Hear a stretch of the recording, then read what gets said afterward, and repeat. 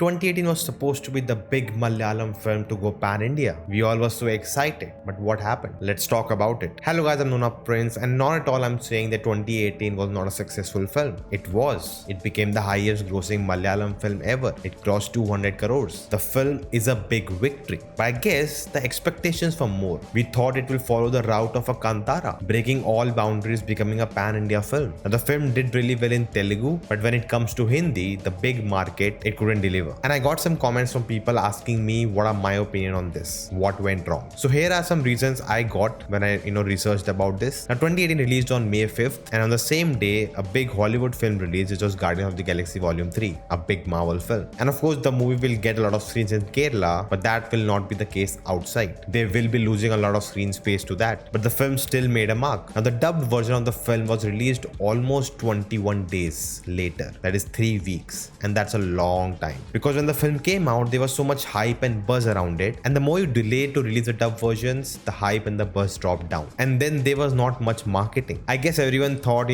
word of mouth is good enough, we don't need to push it more, but I guess it didn't work. And if you don't remember, there was one more film running very successfully across the country called The Kerala Story. The film was not just taking screen space, but also stood as a big opposition to the film. I know a lot of people are sharing 2018 is the real Kerala Story, and that was a gold mine. That should have been the marketing lead for the film, at least in the Hindi belts. That's how it should have been promoted. Now I totally understand if some people find it not ethical, not moral to target another film to promote your own film. I can totally understand that, but you could have used the success of that film to drive your own film. And unlike Kantara, this film is not very conventional. Kantara is very culturally rooted, that's true, but the film is still structured as a very commercial film. We have a hero, we have a villain. At the end of the day, it's a very familiar structure for the audiences, and they accept it very well and very easily. And also the film was backed by Hombale Films, who had already made a big mark pan-India with KGF. So for them, it was easier to distribute their films across India very quickly. Whereas 2018 comes under the genre of disaster films. And when you hear that, you feel maybe the film is like a documentary covering what really happened. For some people, it's a mood spoiler. The film will talking about death, real consequences, and many people want to watch film for escapism. There was a disaster-based film in Hindi called Kedarnath, which was the same thing, but it had that touch of a romantic film. With 2018, I said in my review also, I am very familiar with all these actors, and thus it's easier for me to watch. It's an ensemble film. There's not just one hero. There are multiple heroes. There are multiple storylines. And that was my worry. Will people who are not familiar with able to follow everything? And that's why a lot comes to the trailer. The Hindi trailer should have been edited differently. We just got a Hindi version of the original trailer, and that didn't do it. I feel they needed to sell the good shots. Again, package it differently. The real Kerala story. Maybe focus on one actor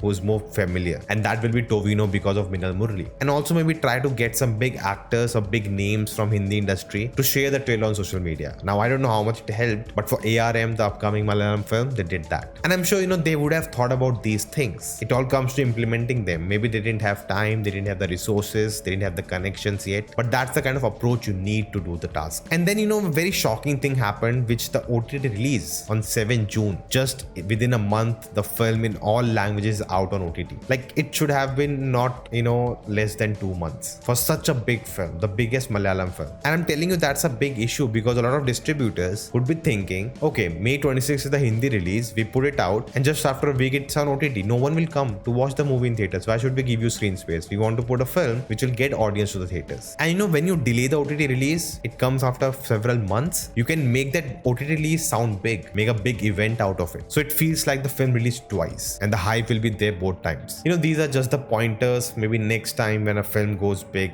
need to be implemented. And I really felt, with this film, it had a big chance, to deliver that. It had everything in it to go pan-India, but maybe it's just a start. And honestly, for me, it doesn't matter the box office, if the film goes pan-India or not. I love Malayalam cinema, and in this video, I talked about 5 reasons why I do that. So go check out that video if you haven't. Do let me know your thoughts, your analysis of this in the comments below. I would love to read that. If you like this, the thumbs up button, share this, and I'll see you next time.